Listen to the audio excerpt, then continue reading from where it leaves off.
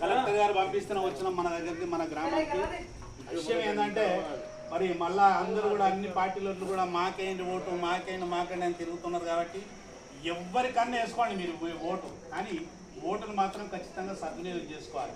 ఈ రాజ్యాంగం మనం కల్పించినటువంటి ఈ ఓటు హక్కును మరి దుర్వినియోగం చేసుకోకుండా ఖచ్చితంగా సద్వినియోగం చేసుకోవాల్సిందిగా మనం చేసుకున్నాం. ఇంకోటి ఏంటంటే మనం ఎంత నీతి నిజాయితీగా ఉండి ఓటేస్తే మరి గెలిచినటువంటి వ్యక్తిని కూడా మనం నిలదీసి అడగడానికి తప్పకుండా ఏంటి అయ్యా మేము నీతి నిజాయితీగా ఓటేసినాము, మరి మాకు నువ్వేం పనులు చేస్తలేవు, ఖచ్చితంగా మాకు పనులు చేయాలని మనం అడగడానికి హక్కు ఉంటుంది. కాబట్టి మీరందరూ కూడా ఓటును సద్వినియోగం చేసుకోవాల్సిందిగా మనం చేస్తూ దాని మీద ఒక చక్కని పాట